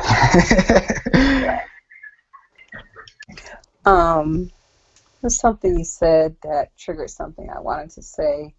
Am I gonna remember it? No. Was it about the omega-3s? No. Oh, you're talking about the minerals. I actually took some notes and I actually, put a few really good quotes together with your name on it. But I was gonna say something about the milk. Now, Dr. Wilson says limited, and I personally prefer raw milk. It's delicious. I don't have a large appetite at all. I can tell you that for a fact. And my digestion is very low at this particular juncture. But I can't really have a lot of dairy unless it's like really expensive cheese or raw milk. Otherwise, I'm going to get gassy, I'm going to, not feel so great. And when I've had the raw milk or the cream made from raw milk, I remember one particular summer my friend was bringing it from a farm from her share. I just felt strengthened. I'm like, this raw milk is amazing, Yeah, so. Yeah, it has a similar effect on me. I love the raw milk. Yeah. I'm in Massachusetts, in the eastern part of the state, and I'm trying to find some now, but it's amazing. What you can do is, at least like in Australia where I am right now, we call it bath milk. And it says not for human consumption, like don't drink it, you know. But I do. And it's just raw milk, right? It's like the brand here at least is like Cleopatra's or something, and they say like Cleopatra bathed in it or something. But you know, that raw milk is really special. To me, like really only 35% of the human population can actually digest milk, right? Like they don't have the enzyme lactase to digest milk. That's why you know, I do it as a general recommendation, but I do it knowing that 65% of people can't eat it, right? So, but what I have found is that if you take an enzyme with it, even if it's not raw, which I always advocate organic and raw first, but if you can't, some people can't afford it, and I'll tell you, just dairy milk is very cost effective, especially when you're trying to hit your mineral intakes. So I have clients that, you know, are very limited what they can do, and they do just dairy milk with a now super enzyme, and they do pretty good on that. And some of them even just do just a lactase enzyme with it, not even do like any other enzymes, and they can tolerate it. So I think that's pretty cool. But if you're like Rachel and you couldn't tolerate it, and then down the road you can tolerate it, to me that's even cooler. You know, because it's not milk. What about fermenting the milk to make it more digestible? I love ferments. To me, they're like, I think a lot of the time, a lot of the primitive techniques are actually the future techniques, right? So like cultured milks and things like that, I think are probably better than just non-fermented, if you like the taste, of course. Yeah, I actually do. Yeah.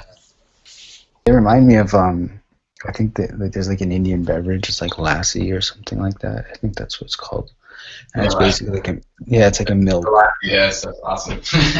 Yeah, you can do that, or even do it like a kefir, and then you just, you know, it's like a fruit milk thing, and you salt it and things like that. Oh, I love that, personally. And then cultured butter, which, you know, I think that one's pretty good as well. It costs a little bit more, but, oh, it tastes lovely.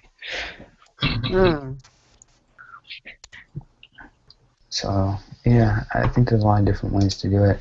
But if you guys are gardening, just some action kind of things, like I forgot to do them for the blood sugar call. So, like, brought up this problem, and we talked about it, and I never offered it somewhat of a solution. So I noticed after. So, you know, using Chronometer, the reason why I mentioned that one is because you can ensure that you're reaching your RDA, and if you're not, then you can work on your own personalized goal that your practitioner might not realize that you're struggling with, right? So you can always do that yourself.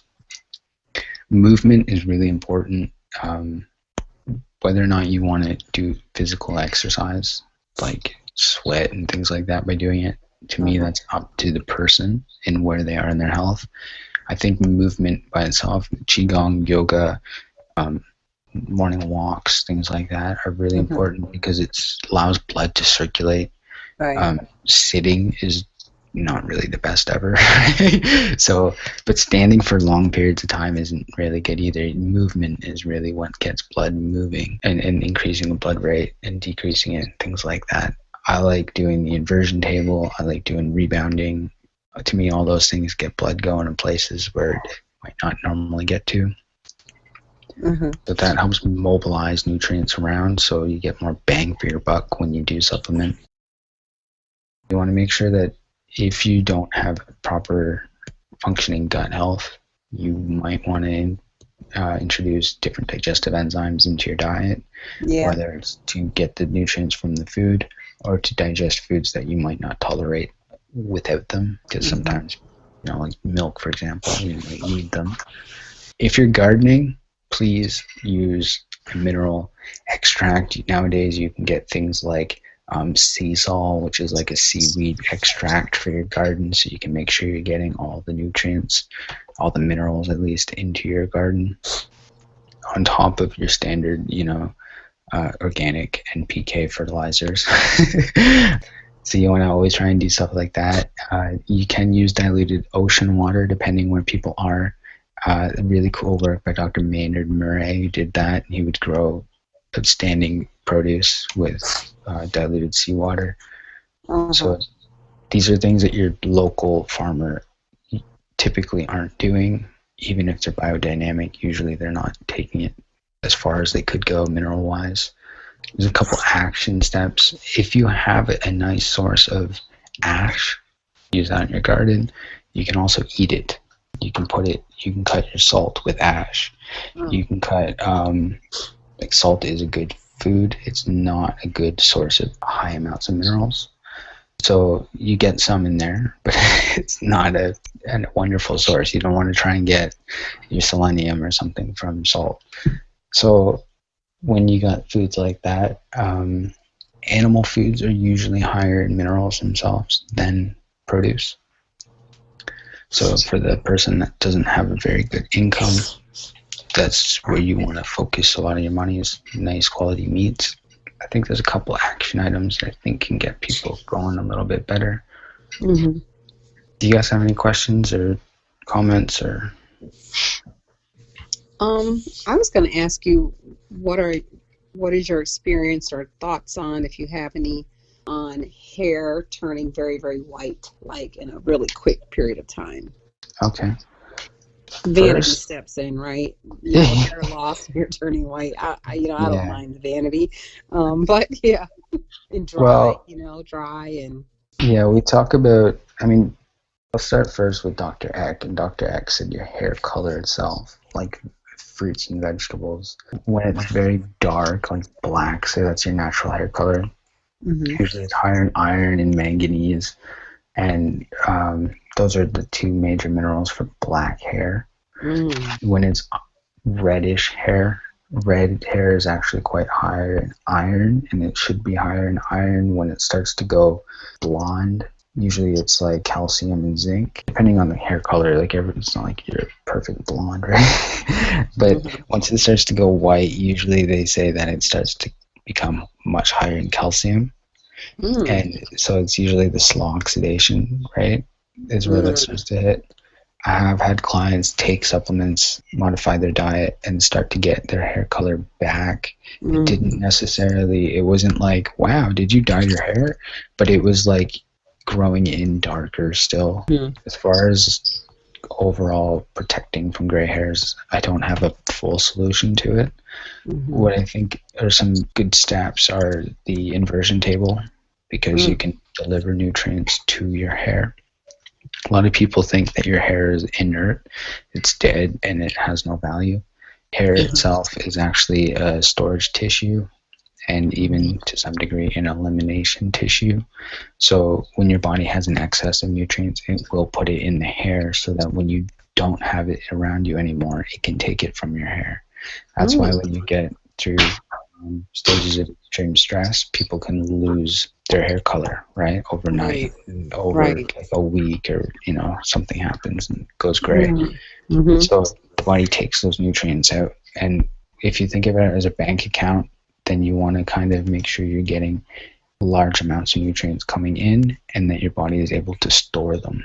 And when you're working on detoxing and things like that, that takes a lot of time. Sometimes it can take many years, which is not what someone wants to hear when they're trying to turn back their hair color, because they want like something working now. There is a really cool product that may help with overall absorption, the plant-derived colloidal minerals from Trace Minerals Research. They have some, a really awesome flavor. It's like orange flavor or something. You can take at least an ounce of that per 100 pounds of body weight, which is more than what the label recommends, but that's very soluble minerals. Some people say they're up to 98% absorbable, whereas when you take like Megapan, Paramin, usually they're about, on a good day, they're probably about 40% absorbable. So you don't want to bank even when you hit your RDA, for example, with your supplement. Most people need more. Right, it's the same thing. What's the name of the product? I think it's called Plant Minerals. I think they call it. What it is it's plant-derived minerals. It comes Is from it the same. colloidal silver or no? No, it's colloidal, like every mineral. It's got like everything in there. It has some heavy metals in there as well. But if you go by the idea that adequate nutrition protects you from heavy metals, then you use it as a synergistic kind of approach. The same way you'd use concentrates, or you would use salt. Salt has some toxins in it, but when you have adequate other nutrients, it protects you. So there's a couple of different things. Tyrosine, the amino acid, is really important for hair growth. Balancing copper, because copper is really important for melanin and skin tissues in general. Actually, epithelial tissue, so it can be your gut, it can be your liver, it can be your intestine, your hair is an epithelial tissue as well. So, balancing that copper level is really important for that. And overall thyroid. You want to make sure your thyroid is doing good. If you can... Yeah, mine isn't good. Right, so if your thyroid's all right, usually your hair growth's a lot better. Yeah. They said my tests, here we go with that again, the tests are fine, but, yeah. You're normal. Right. They compare you to all the other people that are in a nation full of sick people. They go, oh, you look normal. And you go, I don't feel normal. I feel like I'm, anyway. So there's some things that you can do for just gray hair themselves. As far as that goes, minerals. If you're going to take some vitamins, the B vitamins are very helpful. That's including biotin. Yeah. So you want to make sure you're getting biotin itself. Yeah. If you eat raw eggs, you probably might want to cook them, at least soft poach them. Raw eggs inhibits biotin, so it blocks it, basically. Okay. Yeah, off the top, that's a couple of things for your hair. Thanks. It's interesting. I'm not finding the products you mentioned just yet, but you'll find them. They're by the same company that does concentrates. Yeah, and I just you don't know the full name of the product though, right? Because I wanted to look it up. I'll just look it up on my phone right now. Okay. I'm looking too. I'm on All Star Health. They have really good discounts on a lot of supplements. Yeah. Let's see. True. See, I used to use Longevity. I know Daniel knows a little bit about that one, but I no longer work with them. I have one. It's an MLM though, so this is another version. It's the same product. They flavored it. Yeah, it's called Ionic Plant Minerals. Oh, wow. Okay. And it has all of them in there. It's got some, preservative or something. But so you take that one. I prefer to take an ounce. They say 1 teaspoon. So usually, if you're working on like really nutrifying, you'd go through a bottle, every half a month. You probably go through 2 bottles a month. Wow. But yeah, so it ain't easy turning the clock back. But no, it's not. Ionic Plant Minerals by Trace Minerals Research. That's it. So that one, I found that one to be really helpful for that. I've had a client that's taken it, and he was working with me for rebuilding his cartilage in his knee, but he ended up using that product, and his hair color started to come back, and he was really excited about it. It wasn't like I said, it wasn't like all of a sudden, like, did you dye your hair or something? You can see it was coming in darker and more of his natural color. He got really stoked. And one herb I'll just mention, just to kind of end it off on, is Hishu Wu.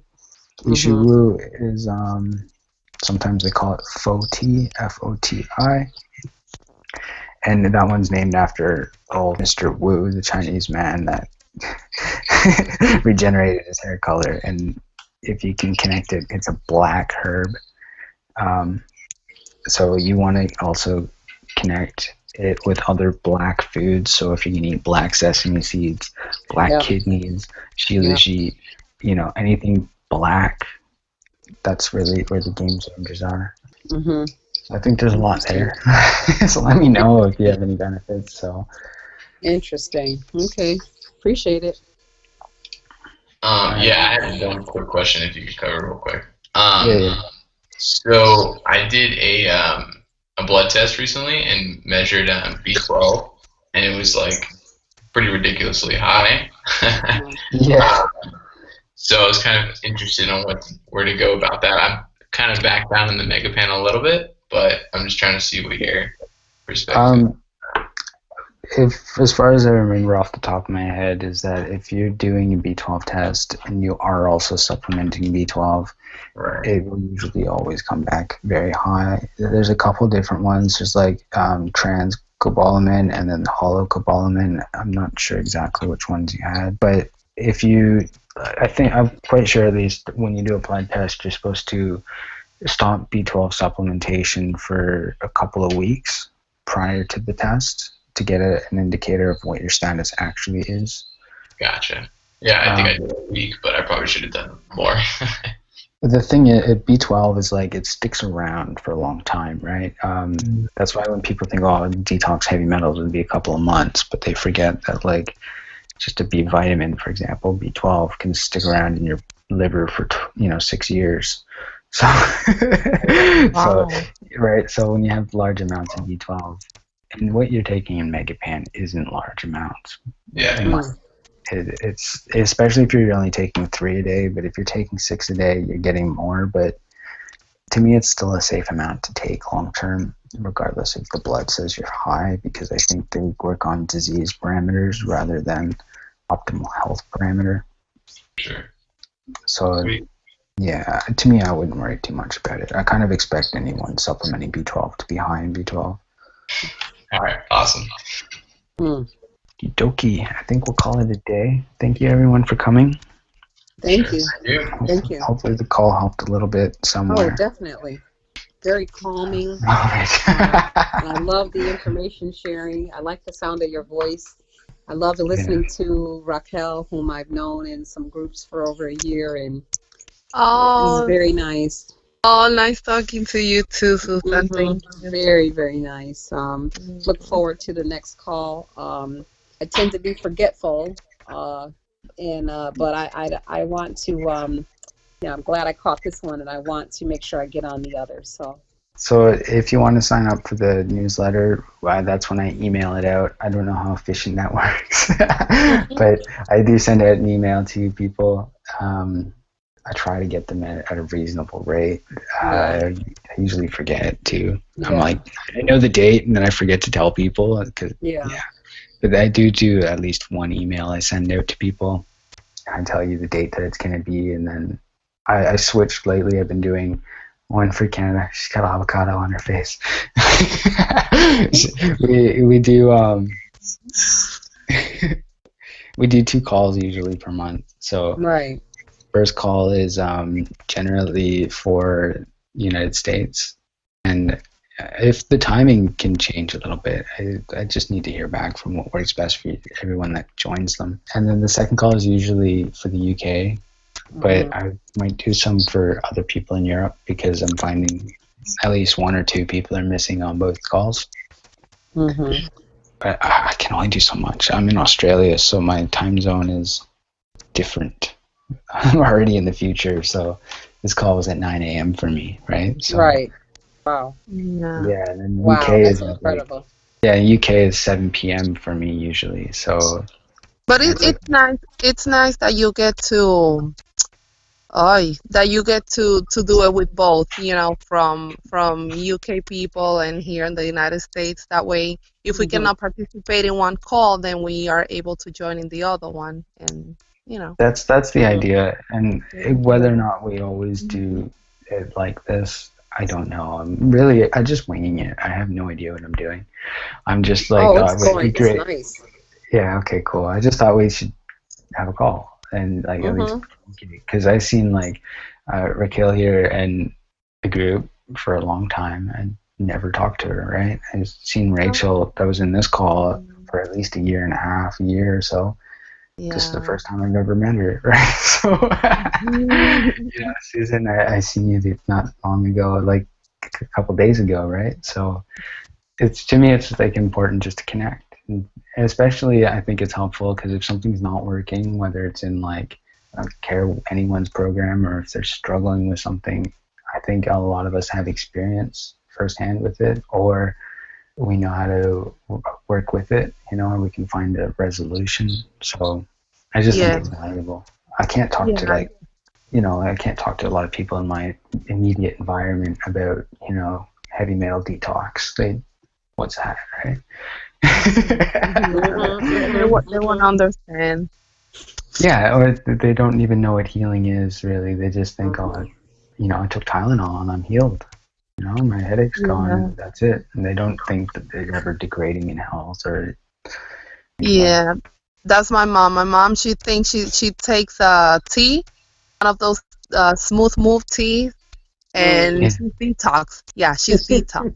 Yeah. Oh yeah, she's Yeah. done. I'm clean. I'm clean. She says. I'm like, yeah, right. Well, you know, it's like people who do those little things, I give them credit because I remember taking Smooth Move, years and years ago. And then I Yeah. was like, I never want to take Cineleaf again. No, thank you. But, at the same time, it was like, yeah, it got some junk out. So I applaud anyone who wants to get some junk out of Yeah. their system. Oh But at the yes, same time, definitely. say, let's take some other steps here, or what about this, or.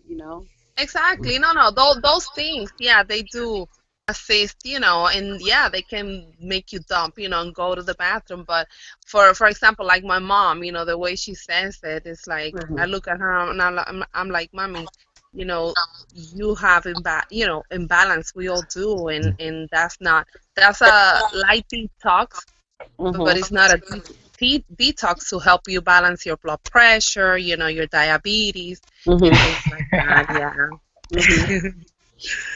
Totally. Yeah. And and they're like, well, what do I do for my blood pressure? And then you're like, oh, you need this. And then they go, well, what do I need for my joint pain? And then they go, oh, you need this. And they're like, I can't be having all of these teas, right? Because how much tea can I drink or something? And you got to do some other stuff, really, at the end of the day. So. Right. Hi, Susan. Hello. Hi, you're so pretty. Thank you. You're beautiful. John is beautiful too. Oh. Yes. Wow. Yeah, I used to have this long, luxurious hair, and now it's like all white and short. It's just now growing some, but I basically go to the barber and have him shave it, and I've gotten accustomed to that. And I cover anyway for religious reasons, but at the same time, I really miss my hair sometimes, and if it's gone, I've accepted it, but if it can grow back or be healthier, I'd be interested in that too. Just curious to see, because I clearly something's off to have hair down my back and then it doesn't grow. Clearly something is very off, and so I think so. Yeah. Yeah. Like I try to. Like I said in the call, I think every disease, whether it be, vanity ones, right? They're all mineral deficiency related. So. Yeah, the Bible says life is all vanity. So so it's true. Yeah. Yeah. So. Yeah. Well, I guess we're good. We're done for this call. Unfortunately, we are. Yes.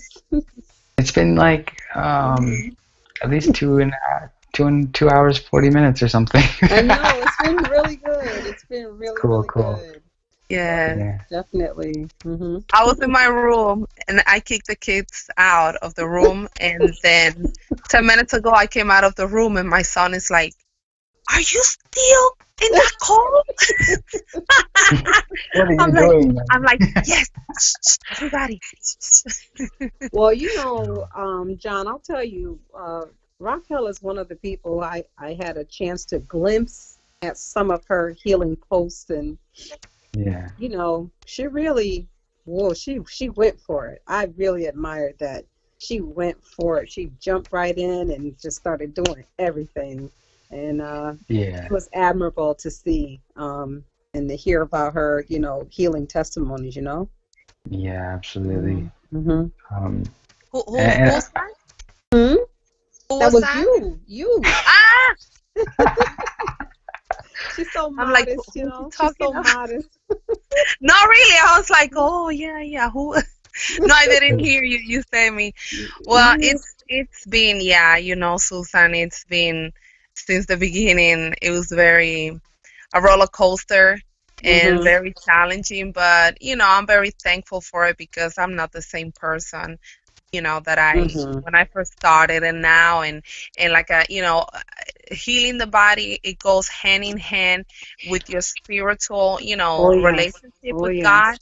and Mhm. and and the emotional part of it. It's the Mhm. three things together. Mhm. Mhm. And just like I said, the last year to me, it's been eye-opening in those aspects, and just seeking more the Word of God and my Yep. relationship with Him, plus Mhm. um, family and issues and Mhm. traumas and things Mhm. like Mhm. that. Mhm. It's been a big step on getting healthier and That's healing. powerful. Mhm. Yes. That's powerful. Thank you so much, Susan. Mhm. Thank Mhm. you. Mhm. Mhm. Well, Thank you thank you, everyone for John. coming. Okay. Um, Okay. we do Bye have a bye. list, Susan. Okay. I'll tell you of the How do I past get on it? calls that have all been recorded, and I'll send Yeah. you the thing so you can sign up so you know when the next one is. Oh yeah. So Also they're Sure. recorded. yeah, we record it. So Oh, hopefully I would you're love to okay with listen to that. them. Yes, we can listen. We can listen again. Uh-huh. Yeah, I would love to listen to the Yes. recordings. That's awesome. Okay, Yes. cool. So Thank you I'll Yep. so put that. much, John. Thank Okay. you. Thank you, Susan. Okay. Bye Thank you, bye. Bye. everybody. Bye bye. Bye-bye.